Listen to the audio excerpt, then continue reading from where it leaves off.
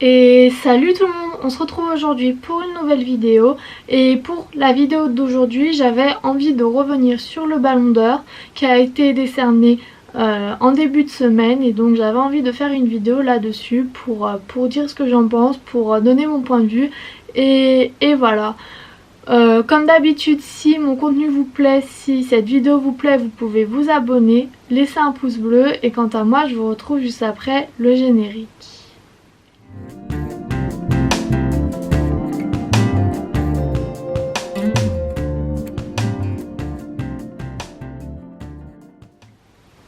Le sommaire de cette vidéo va être assez simple. Dans un premier temps, je reviendrai sur le Ballon d'Or 2020 et ensuite, dans une deuxième partie, j'avais envie de revenir un peu sur le Ballon d'Or en général, comment il est organisé, comment est décerné le Ballon d'Or et voilà. On commence tout de suite avec le Ballon d'Or 2021. Pour cette année, donc, je pense que tous les fans de foot, tous les supporters de foot sont au courant. Messi a remporté son 7e Ballon d'Or et la question de cette partie, la question de cette première partie va être: est-ce que Messi mérite son Ballon d'Or? Alors, dans un premier temps, mon principal argument en sa faveur, c'est que Messi a fait une très belle carrière. C'est encore un joueur important de la planète foot, peut-être moins en forme qu'il y a quelques années, mais forcément il devient de plus en plus vieux, donc il tend plus à une fin de carrière qu'à un début de carrière, donc c'est normal qu'il ne fasse pas les mêmes chiffres qu'il faisait il y a 2 ans, 3 ans, 4 ans. Mais c'est un gros joueur, ça reste un gros joueur avec des stats assez bonnes. Donc pour moi sa saison n'est pas complètement nulle, son année 2021 n'est pas complètement nulle. Donc pour moi, voir Messi gagner le Ballon d'Or, c'est pas non plus le plus gros scandale de cette année. Mais c'est vrai que si on veut récompenser Messi sur sa carrière, sur l'entièreté de sa carrière, c'est vrai que c'est plus trop le Ballon d'Or, c'est plus trop le principe du Ballon d'Or. Il faudrait lui remettre un trophée spécial, lui organiser une compétition spéciale, mais c'est vrai que le Ballon d'Or c'est sur l'année civile 2021 et sur cette année civile 2021, Messi c'est loin d'être le meilleur joueur dans les statistiques, notamment parce que oui, on va le voir maintenant, c'est vrai qu'il y avait d'autres joueurs qui le méritaient peut-être un peu plus. On a parlé de Lewandowski qui a marqué 64 buts en 54 matchs avec le Bayern et sa sélection polonaise. On a Benzema qui a marqué 35 buts sur la saison, sur l'année 2021 avec le Real et l'équipe de France. Comparé à Messi, Messi c'est 45 buts toutes compétitions confondues, donc avec le Barça, le PSG et l'Argentine. Donc voilà, on voit que Messi est quand même assez loin de Lewandowski et plutôt proche de Benzema. Donc c'est vrai que la question du mérite du Ballon d'Or à Messi peut se poser. Si on regarde au niveau des trophées, c'est vrai que Messi a gagné pour la première fois son premier trophée avec l'Argentine. Il a gagné la Copa América dont il a terminé meilleur buteur. Donc ça peut lui donner un poids, ça peut justifier son Ballon d'Or.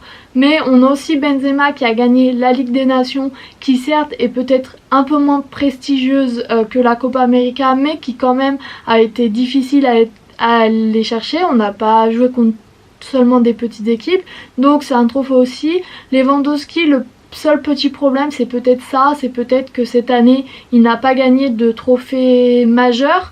Il n'a pas gagné la Ligue des Champions avec son club, il n'a pas gagné l'Euro avec sa sélection, donc c'est peut-être cela qui lui a porté préjudice. Mais c'est vrai que sinon, en termes de statistiques, Lewandowski était le meilleur buteur de l'année 2021.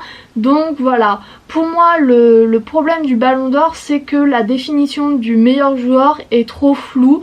Qu'est-ce qu'on inclut dans meilleur joueur? Est-ce qu'on inclut meilleur buteur, meilleur joueur dans son entièreté, meilleur passeur décisif? Voilà, il y a vraiment plein de choses qui rentrent dedans. Forcément que un joueur du profil de Lewandowski va pas forcément avoir les meilleures statistiques que Messi. Pareil, on met des défenseurs, on met des gardiens, mais pour moi le Ballon d'Or c'est un peu trop général. Il faudrait préciser ce que c'est, parce que meilleur joueur de l'année, on peut pas mettre un défenseur meilleur joueur avec un attaquant. Pour moi ça fait pas trop de sens, parce que c'est pas les mêmes postes. Bien entendu que les joueurs ont leur importance dans les équipes, mais c'est pas le même poste, donc on peut pas leur demander la même chose. Et donc ça me fait une transition idéale pour ma deuxième partie concernant le Ballon d'Or en général. Et pour moi, comme je l'ai dit, il y a un problème de dénomination autour du Ballon d'Or, parce que qu'est-ce qu'on entend par meilleur joueur? Si on entend le meilleur joueur, c'est celui qui a marqué plus de buts. Très bien, mais à ce moment-là, faut changer les modalités de vote pour mettre par exemple à chaque but marqué c'est 10 points gagnés pour le Ballon d'Or, à chaque passe décisive c'est 5 points. Si on entend meilleur joueur de l'année, c'est le joueur le plus titré, pareil, il faut mettre un nombre de points par rapport au trophée gagné. Un euro gagné c'est, je sais pas, 20 points, une Copa América c'est 20 points, une Ligue des Nations c'est 10 points, une Coupe du Monde c'est 50 points, je sais pas. Pour moi, il y a un vrai problème de structuration autour du Ballon d'Or et de modalité de vote, parce que si on ne donne le vote qu'à des journalistes, c'est assez subjectif. Je peux choisir un joueur préféré, mon joueur préféré ça va pas forcément être le meilleur joueur, et donc ça perturbe un peu les votes. Donc voilà, moi pour le Ballon d'Or en général, je verrais bien une modification des modalités de vote, avec voilà un nombre de points en fonction de buts marqués, pour les gardiens d'arrêt fait pendant les matchs, pour les défenseurs le nombre d'interceptions réalisées à des moments cruciaux.